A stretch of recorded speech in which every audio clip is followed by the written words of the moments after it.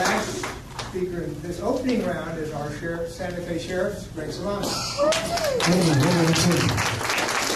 want to thank all of you for coming as well and taking time out of your busy day. I see a lot of great Democrats out there who worked hard for New Mexico and our communities over the years, and it's great to see you here again.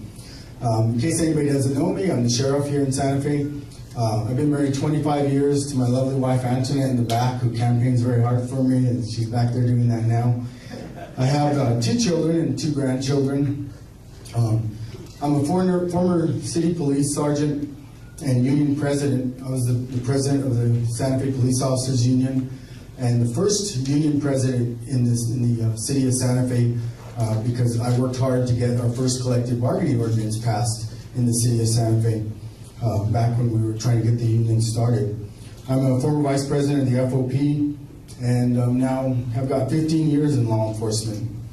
During those 15 years, I've worked at the legislature on both law enforcement issues and collective bargaining issues. I worked very hard to get our first collective bargaining ordinance passed in the state of New Mexico, along with my fellow members of ASME, the NEA, who are in their building today, firefighters, CWA, and many other unions that worked hard to get those ordinances passed. I stand here before you today with my jacket off and my sleeves rolled up because I'm ready to work. I want to issue a challenge to the other candidates that are sitting here today. Where are their plans for what they want to do for New Mexico? On your seats, you have a copy of my ethics plan. On your seats, you have a copy of my education plan. If you go to my website, you'll see not a lot of fluff about the campaign, but you will, and not a lot of asking for money. You will see real plans that set forth for you to take a look at and you to judge. I want you to judge me on the work that I want to do. And like I said, I stand here ready, sleeves rolled up and ready to work. What do we need to work on? Education. Do you know that 54% of our students are all that graduate from high school in New Mexico? New Mexico is ranked 48th in the United States. 48th in the United States for getting their students graduated. When are we going to address these problems? When are we going to address these issues? We need to start improving vocational schools in New Mexico. You know, a lot of kids don't graduate because they want to go straight to work.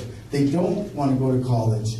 We need to start addressing those issues and start looking to those kids and giving them some avenues to graduate high school, go into vocational schools, and allow them to start going straight to work. And I think you'll find, as many people that went to vocational school with me at Santa Fe High, when it had one, it's now defunct, but when it had a vocational school, that many of those kids get engaged in school when they're engaged in vocational school and will then move on to college.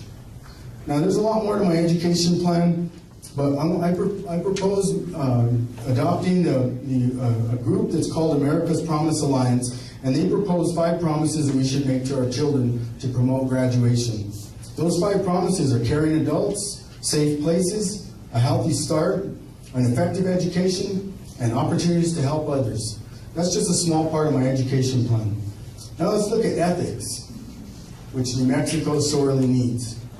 And some of our senators and legislators are here right now, and some of those ethics bills have gotten stalled in their committees.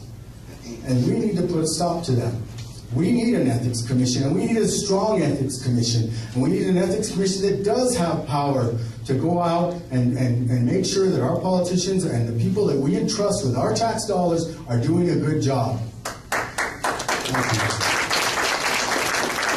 The Secretary of State's office and the state auditor needs adequate funding to make sure that we catch monies when it's being embezzled and it's being stolen, when our tax dollars are being abused. We need to give the auditor and the attorney general enough money and enough resources to catch it before it gets to $3 million, like in one of our recent school programs. You know, I asked you to take a look at all my plans. I want to say one last thing, and I want to send a message to our legislators here who are going to meet in October.